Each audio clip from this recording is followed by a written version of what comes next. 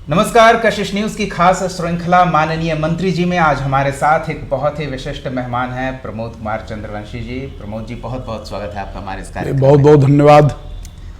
सबसे पहले तो हम ये कहना चाहेंगे हमारे दर्शकों की कि सम्राट चौधरी मुख्यमंत्री के अलावा उन कुछ गिने चुने कैबिनेट के सहयोगियों में से एक ये हैं जिनके पास एक से ज़्यादा विभाग है। सबसे पहले तो इसका क्या चमत्कार है ये समझना चाहेंगे कि सबको एक एक विभाग और आप उन गिने चुने सहयोगियों में हैं मुख्यमंत्री के जिन्हें एक से अधिक विभाग की जिम्मेदारी सौंपी गई है। सबसे पहले तो मैं आपके चैनल के माध्यम से मुख्यमंत्री सम्राट चौधरी जी को बहुत बहुत धन्यवाद देता हूं जिन्होंने मेरे ऊपर विश्वास जताया है।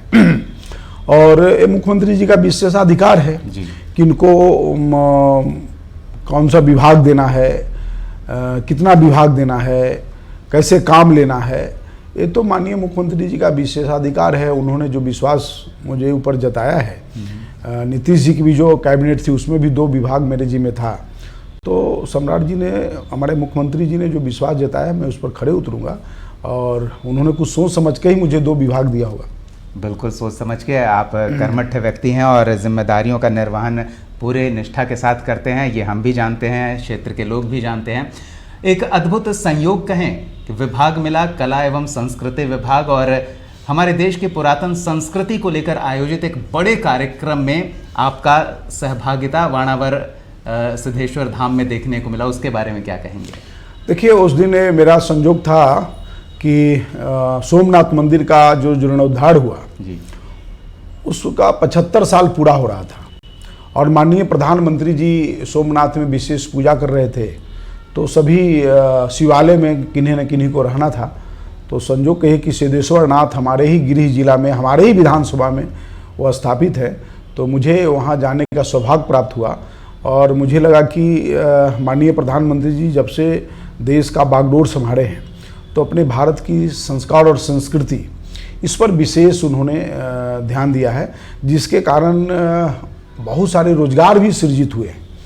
आप देख लीजिए, अयोध्या में कल तक कोई आदमी वहाँ सूद लेने वाला नहीं था, आज हजारों लोग छोटे छोटे रोजगार करके उनका जीविकोपार्जन हो रहा है, सरकार का राजस्व की प्राप्ति हो रही है।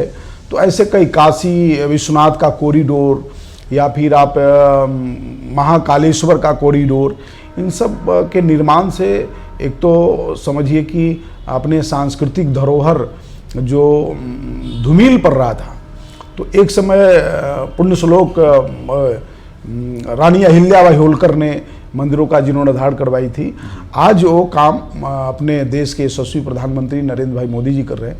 तो मेरा सौभाग्य था कि हम अपने गृह जिला के अपने विधानसभा में बाबा सिद्धेश्वर नाथ के दरबार में गए और वहाँ इस तरह के कार्यक्रम में भाग लेने का अवसर मिला। कला एवं संस्कृति विभाग, बिहार भी हमारे सनातन संस्कृति के ऐसे कई प्रसिद्ध स्थलों को धारण करता है जिसके संरक्षण और संवर्धन की आवश्यकता है।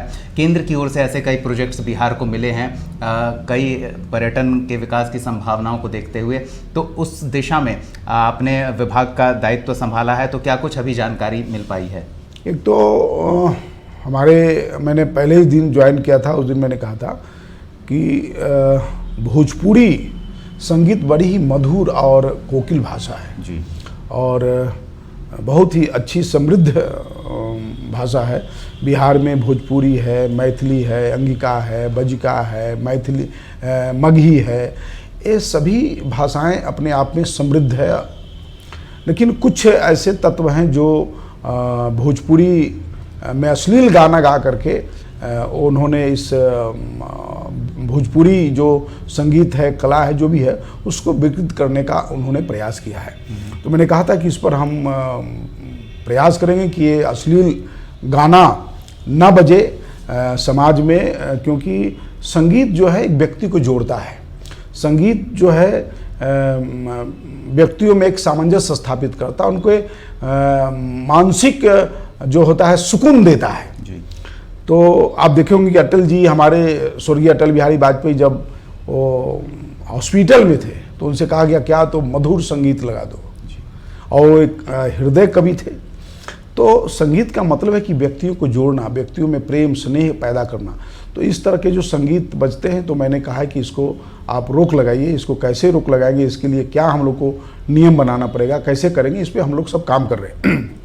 दूसरी बात कि बिहार के भी कई ऐसे लोक गीत और नाटक और नृत्य है जो आज भी नई पीढ़ी के लोग भले वो भूल गए होंगे, लेकिन जब वो बजता है, जब वो देखता है, तो उससे काफ़ी लोग प्रभावित होते हैं। जट जट्टीन का हो, फिर उसके बाद कई ऐसे मैं बता रहा हूँ कि मैथिली में भी है, मगही में भी है, भोजपुरी में भी है। यहाँ भिखारी ठाकुर ऐसे हुए भोजपुरी के सिंगर हुए जिनका आज भी मधुर संगीत और उनकी कला को आज भी कोई उसको चुनौती नहीं दे सकता है। तो हमारे यहाँ कला के क्षेत्र में हम पूरी तरह से समृद्ध है, उसको हमको निखारना है, हमको आगे बढ़ाना है। और जो भी हमारे कुछ ऐसे जो विलुप्त हो रहे हैं, वाद्य यंत्र भी हमारे कुछ विलुप्त हो रहे हैं जी, तो उसको हमको समृद्ध करना है। उसके लिए सरकार भी प्रयत्नशील है कि मुख्यमंत्री गुरु शिष्य परंपरा जो हमारे विलुप्त वाद्य यंत्र हैं, संगीत है, उसको कोई यदि सिखाने वाला है तो उनको हम 15,000 रुपये की अनुदान राशि पर महीने देते हैं। और यदि कोई शिष्य हैं और उनके सहयोगी, एक व्यक्ति तो नहीं सिखा सकता, उनकी टीम, तो उनको भी 7,500 रुपया जो है बिहार सरकार से हम उनको देते हैं। और जो सीखने वाले शिष्य हैं उनको हम 5,000 रुपये की अनुदान राशि देते हैं, प्रोत्साहित करते हैं कि आप हमारे जो विलुप्त हो रहे हैं संगीत वाद्य यंत्र, बिहार का कजरी है, भोजपुरी है, झूमर है, ये सब तो मधुर भाषा। और हमारे यहाँ तो धान की जब रोपनी होती है ना, उस समय भी गांव की महिलाएं इस तरह से मधुर संगीत में धान की रोपनी करती हैं कि रोपनी भी कर लेती हैं और वातावरण भी जो है एक तरह से कहिए कि आप बता रहे हैं, मैं रोमांचित हो रहा हूँ क्योंकि जिन्होंने उसे अनुभव किया है वो समझ रहे होंगे कि आप किन भावनाओं से विभाग के कामकाज को लेकर सतर्क और सक्रिय रहें। लेकिन एक चीज़ और है, संगीत सिर्फ रोमांच और मनोरंजन का जरिया नहीं, ये आजीविका का भी साधन है। कुछ समय पहले एक समस्या आई थी कि जो डीजे के माध्यम से आजीविका का निर्वहन कर रहे हैं उन पर रोक लगा दी गई थी, तो इस बारे में पुनर्विचार की मांग उठी थी। हमको लगता है आने वाले बैठकों में आप इस पर जरूर नज़र बनाएंगे, तो कुछ पॉजिटिव अप्रोच हो।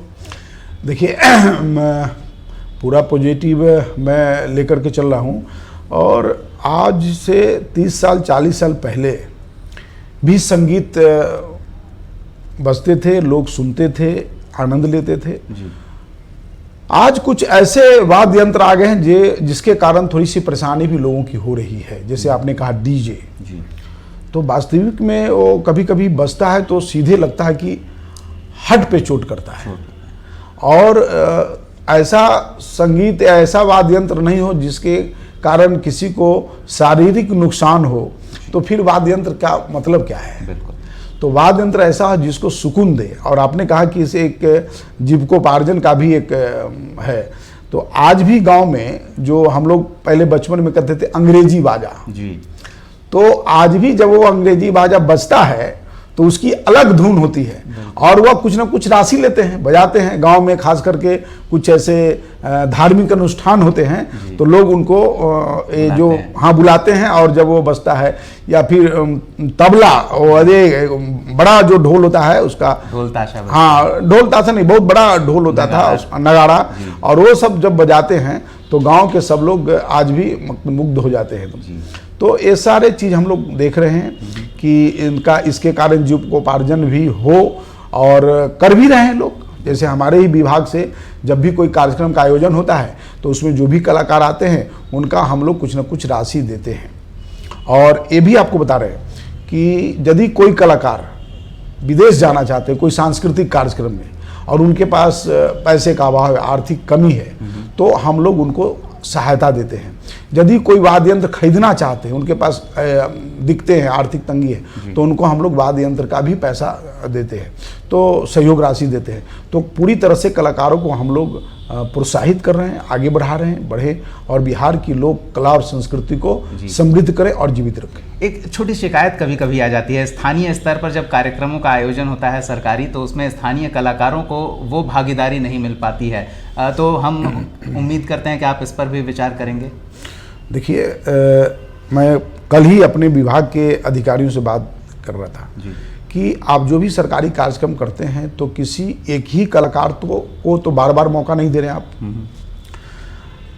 गांव में ऐसे छुपे कई ऐसे कलाकार हैं। मैं अपने स्टूडेंट लाइफ की चर्चा में कर रहा हूं। मैं जब स्टूडेंट लाइफ में था तो सुबह सुबह हम गांधी मैदान दौड़ने जाते थे, 5 बजे जाते थे। तो उस समय देखते थे कि रिक्शा चालक यही सालिमपुर अहाड़ा के पास रोड के किनारे वो बेचारा सोता था। सुबह में बांसुरी की उसकी मधुर आवाज़ सुनाई पड़ती थी जी। लेकिन बेचारा को कोई प्लेटफॉर्म नहीं है, कोई देखने वाला नहीं है, कोई कहने वाला नहीं है, कोई उसको बताने वाला नहीं है। तो मैं ऐसे कलाकारों को ढूंढ ढूंढ करके लाऊंगा, अपने मंच उसको दूंगा, ताकि जो उनको कोई आगे बढ़ाने वाला नहीं है, जो शहर में रहते हैं, जो कई लोगों से जुड़े हुए हैं, कई प्रमुख लोगों से जुड़े हैं, तो उनको तो कहीं ना कहीं मंच मिल जाता है। लेकिन जो गाँव में जिनका कोई देखने वाला नहीं है, उनको कोई बताने वाला नहीं है, तो मैं वैसे कलाकारों को भी अपने कला संस्कृति विभाग के मंच पर उनको भी बुलाने का काम करूंगा और उनको भी हम अपना परफॉर्मेंस दिखाने का पूरा हम उनको मौका देंगे। तो स्वाभाविक सी बात है, विभागीय मंत्री ने आश्वस्त कराया है कि कला संस्कृति से जुड़े हुए लोगों को बेहतर अवसर आगे मिलेगा, सरकारी सहायता मिलेगी आगे बढ़ने के लिए, और इस दिशा में विभाग ने कामकाज शुरू कर दिया है। हम एक छोटे से ब्रेक के लिए रुकेंगे और ब्रेक के बाद बात करेंगे माननीय मंत्री जी कार्यक्रम में प्रमोद चंद्रवंशी जी से एक और विभाग जो इन्हें आवंटित किया गया है उससे जुड़ी कुछ महत्वपूर्ण जानकारी। बने रहिए हमारे साथ।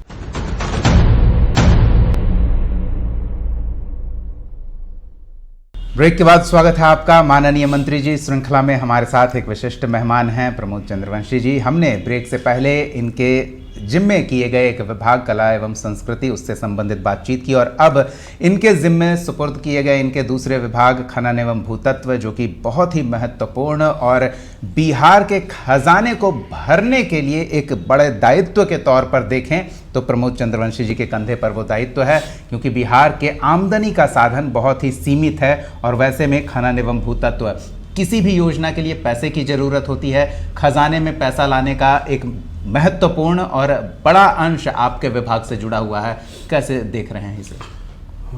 आपने बहुत ही अच्छा सवाल किया। ये महत्वपूर्ण विभाग है क्योंकि सरकार के जो राजस्व की प्राप्ति होती है तो कई विभाग से कई क्षेत्र से आते हैं, लेकिन यह एक महत्वपूर्ण विभाग है जहाँ से राजस्व की प्राप्ति होती है, सरकार के खजाने भरे जाते हैं। तो इस बार हम लोग का जो टारगेट है 4200 करोड़ का टारगेट है, जो मैंने अपने अधिकारियों के साथ बैठ के कहा कि ये 100% इसको पूरा करना है जी।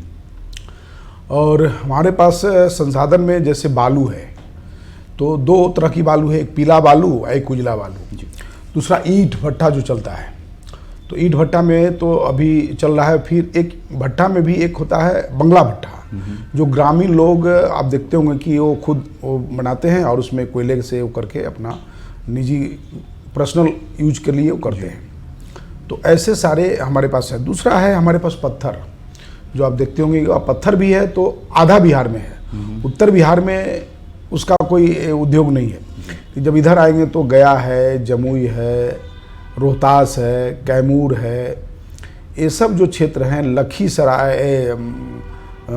लखीसराय कह सकते हैं, फिर उसके बाद शेखपुरा कह सकते हैं। कुछ ही माने दक्षिण बिहार में भी कुछ ही ज़िले हैं जहाँ से पत्थर के वो कारोबार उद्योग होते हैं। उसमें भी सबका अभी करीब करीब जो हम लोग 5 साल के लिए उसको देते हैं क्रेशर चलाने के लिए, पत्थर तोड़ने के लिए, तो उसमें से मात्र भी हमारे पास 4 ही चल रहे हैं, 3 शेखपुरा में, 1 नवादा में। तो हम लोगों ने विभाग पूरी तय कर लिया कि हम इसको फिर चालू करने वाले हैं, जल्दी ही हम लोग चालू करेंगे। उसी तरह से साधारण मिट्टी जो कभी कभी मोरम घर उर बनाने में काम आता है या फिर सड़क निर्माण में काम आता है, ऐसे कई चीज़ें हैं। तो मेरे पास मुख्य रूप से 4 ही स्रोत हैं जहां से हम राजस्व की प्राप्ति कर सकते हैं। लेकिन इसमें एक बहुत बड़ा चुनौती, आपने कहा कि एक चुनौती तो है, कई ऐसे लोग हैं, कई लेकिन उसमें मैंने जो अनुभव किया है कि जो मुख्य रूप से जो इस उद्योग में लंबे समय से लगे हैं और कुछ स्थानीय लोग भी लगे हैं, सब लोग, तो कहीं ना कहीं कुछ गड़बड़ी है, कुछ दिक्कतें हैं। जैसे मैंने अपने विभाग के सभी अधिकारियों को कहा कि इसको कैसे ठीक कर सकते हैं, लेकिन बहुत हद तक कंट्रोल हो चुका है। आपको मैं बता रहा हूँ, पिछले ही बार जो हमारा राजस्व की जो प्राप्ति थी उसमें 94% हमने कवर किया। तो एक तो उसमें क्या है कि जो हमने फाइन लगाया है, विभाग जो भी बालू का ओवरलोड करते हैं तो उसका फाइन इतना अधिक है कि अब डर से कोई ओवरलोड हाली करके लाते नहीं हैं। हाँ, और फिर मैंने अपने विभाग के अधिकारियों को कहा है कि आप इतना उसको मत कसिए कि फिर वो कुछ गलत काम करने के लिए बाध्य हो जाए। एक व्यवहारिक रूप से काम को करना है ताकि इस उद्योग में जो भी लोग लगे हैं, जो नियम सम्मत लगे हैं, कायदे से लगे हैं, जो खनन विभाग के नियम को पालन कर रहे हैं, उनको किसी तरह से डरने की जरूरत नहीं है। यदि उनको हमारे पदाधिकारी यदि परेशान करते हैं तो उन पदाधिकारी पर भी हम नकेल कसेंगे। क्या आप अनावश्यक रूप से जो किसी उद्योग में लगे हैं उनको आप परेशान करेंगे तो फिर तो बेचारा गलत काम करने के लिए वो बाध्य होगा। बिल्कुल। तो मैंने कहा कि जो इस काम में लगे हैं, कायदे से लगे हैं, बढ़िया से लगे हैं, जो खनन के जो नियमावली है उसको आप यदि फॉलो कर रहे हैं तो आपको डरने की कोई ज़रूरत नहीं है। दूसरा कि मैंने हिदायत दिया कि जो इस गलत काम में लगे हैं तो ना उनका पैरवी काम आएगा और ना उनका पैसा काम आएगा। कभी कभी लोग सोचते हैं ना कि हम तो पैरवी से, पैसे से कुछ भी कर सकते हैं, तो वो नहीं होगा। पूरी कड़ाई के साथ हम, क्योंकि हमें सरकार के खजाना को भरना है और भरने के लिए मेरे पास मात्र यही 4 ऑप्शन है। पत्थर है, बालू है, मिट्टी है और ईंट का जो उद्योग चल रहा है ये है। तो हमको इसी पे पूरा फोकस करना है, काम करना है। तो आपको ये पता चला है विभागीय समीक्षा बैठक में कि लीकेज कहाँ है और उसे कैसे रोकें? देखिए, इसके पहले भी जो हमारे मंत्री थे उन्होंने भी लीकेज को पूरा भरने का काम किया है, ऐसा नहीं है। उन्होंने भी बहुत कंट्रोल करने का काम किया है और जो भी कुछ थोड़ी बहुत कमी है तो मैंने अपने पदाधिकारियों के साथ बैठ करके उसको मैंने समीक्षा की है। और एक तो हम लोग अब करने वाले हैं कि जैसे बालू जब निकलता है ना जी, तो हम कहीं धर्म कांटा पर कहीं जा करके उसको हम उसका कितना लोड है क्या करते हैं। हम लोग प्रयास कर रहे हैं कि जहाँ से बालू निकले और जो रास्ता है, बालू का रास्ता तो जाने का बहुत है नहीं, तो जिस रास्ते से बालू निकलता है रोड पर ही हम धर्म कांटा करें ताकि वह जाए और उसका लोड जो है स्पीड, जैसे कैसे हम लोग स्पीड को कर लेते हैं तो उसी तरह से धर्म कांटा पर पता चल जाए कि बालू कितना ओवरलोड है और फिर वहीं उस पर तुरंत जो है उन पे कार्रवाई करें। दूसरी बात कि हमारे जो पदाधिकारी जाते हैं छापामारी करने या कुछ करने, तो हम लोग चाहते हैं कि उनके एक कॉलर पर उसको कौन सा कैमरा बोलते हैं वो रहे, हाँ वो रहे, ताकि वो वहाँ हमारे अधिकारी गड़बड़ नहीं करें, पूरा पारदर्शिता के साथ वो छापामारी करें।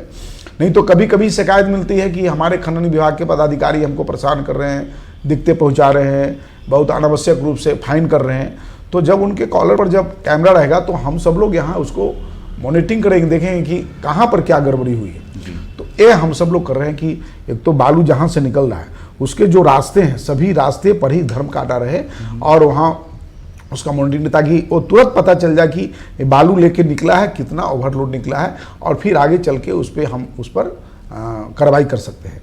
तो ये सब जो तकनीकी विषय है, तो तकनीकी चीज़ को हम लोग इसको देख रहे हैं कि कैसे तकनीक के आधार पर हम इस जो हमारे कुछ गड़बड़ हो रहा है उसको हम रोक सकते हैं, उसको ये कर सकते हैं। दूसरी बात कि अभी जो हमने गया तो देखा कि समीक्षा में मैंने पाया कि बालू घाट का नीलामी हो गया, जो भी हैं वो ले लिए, लेकिन वो अब उनको पर्यावरण से भी लेना पड़ता है, कई विभागों से उनको गुजरना पड़ता है, क्लियरेंस लेना पड़ता है।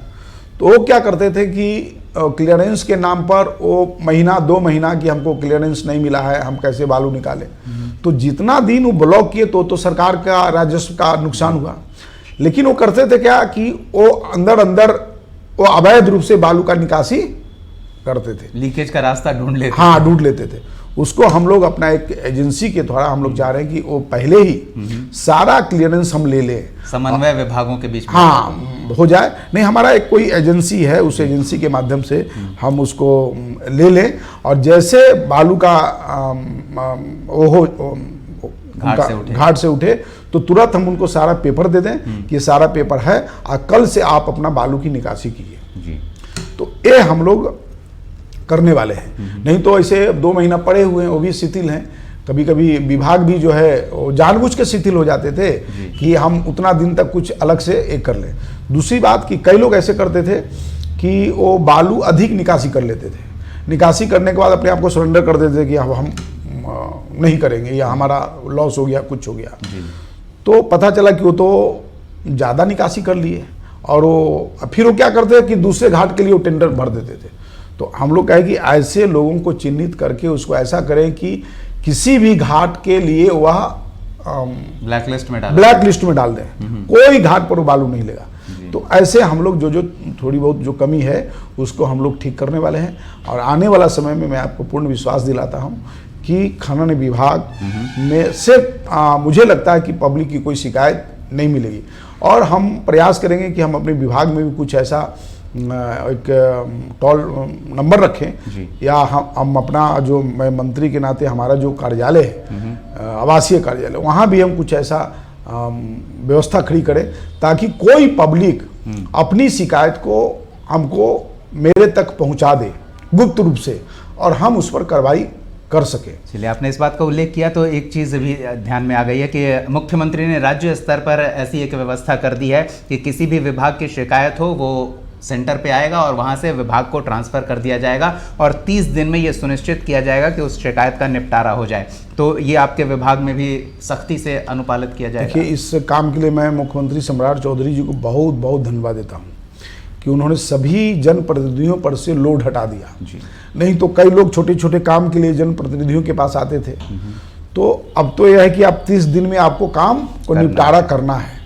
पोर्टल है, पोर्टल पर अपना आवेदन दीजिए, उसको देखेंगे, देखने के बाद यदि 30 दिन तक नहीं करते हैं तो वो अधिकारी दोषी पाए जाएंगे। तो मैं माननीय मुख्यमंत्री जी को बहुत बहुत धन्यवाद देता हूं कि यह बहुत ही पब्लिक के लिए जी भी सरल काम है, और जनप्रतिनिधियों को पर भी जो लोड था, लोग आते थे मुझे दाखिल खारिज करवाना है, मुझे थाना का काम है, मेरे ब्लॉक का काम है, तो ये सब तो अब 30 दिन के अंदर उनको निपटारा करना ही पड़ेगा। नहीं करेंगे तो अधिकारी दोषी पाए जाएंगे और उस पर कार्रवाई होगी। चलिए, आर्थिक मामले से जुड़ा विभाग है तो बातचीत थोड़ी नीरस हो जा रही थी, हम सोच रहे हैं कि थोड़ा इसमें रोमांच लाएं। बिहार में कुछ समय पहले सोने के खजाने की बातचीत हो रही थी कि बिहार में संभावना है सोने के खदान को लेकर, अन्य अयस्कों को लेकर भी क्या संभावना है, इस पर भी कोई बातचीत? हाँ, ये आपकी जानकारी के लिए कि कई ऐसे क्षेत्र में लौह तत्व की भी ये है कि वो है अंदर में, तो ये कई ऐसे हैं क्षेत्र, अबरक का भी है यहाँ पर, ऐसी चीज़ है, तो उसको हम लोग देख रहे हैं। सोना भी देख रहे हैं? हाँ, सब वो मेरे पास है, उसका फाइल आ गया है। तो अब वो क्या है कि भारत सरकार उसको सर्वे करके वो काम को करती है। उसमें G1, G2, G3, G4 जी। तो जो G1 होता है वो हमारे वो सबसे अच्छे, मतलब वहाँ खनिज संपदा जो है अच्छे क्वालिटी का है और बढ़िया है। G2 उससे थोड़ा निम्न है, G3, G4 ऐसे करके। तो हमारे आपकी जानकारी कि हमारा जो गृह जिला जहानाबाद है जी, जहानाबाद में पताल गंगा के पास भी लौह एस मिला है। हमारे लिए खुशी है। मैं आपके चैनल के माध्यम से जिलावासियों को भी धन्यवाद देना चाहता हूँ, खुशखबरी है। तो मैंने कहा है कि ये आप जो इसका क्या अभी वर्तमान में स्थिति है, ये हमको विभाग से अवगत करवाइए, और यदि हमें भारत सरकार के पास भी हमको विषय को रखना होगा तो मैं सिर्फ अपने गृह जिला के लिए नहीं, बिहार के कई ऐसे क्षेत्र में हैं जिनके लिए मैं प्रयास करूंगा कि वो काम जल्दी से हो और वहाँ खनन शुरू हो और बिहार का राजस्व की प्राप्ति हो। चलिए, समय अभाव है, लेकिन आपने अभी अभी विभाग का दायित्व संभाला और काफ़ी जानकारी हमारे साथ साझा की है। हम कामना करते हैं कि आप जिन उम्मीदों के साथ आगे बढ़ रहे हैं उन उम्मीदों पर खरे उतरें और जनता की आकांक्षाओं पर खरे उतरें, सरकारी खजाने को भरने में सहयोग देते रहें। बहुत बहुत शुभकामनाएं आपको और समय देने के लिए बहुत बहुत धन्यवाद। बहुत बहुत धन्यवाद आप सब लोग को। कशिश न्यूज़ की खास पेशकश में फिलहाल इतना ही। अगले एपिसोड में एक और माननीय के साथ हम फिर मौजूद होंगे। तब तक के लिए देखते रहिए कशिश न्यूज़।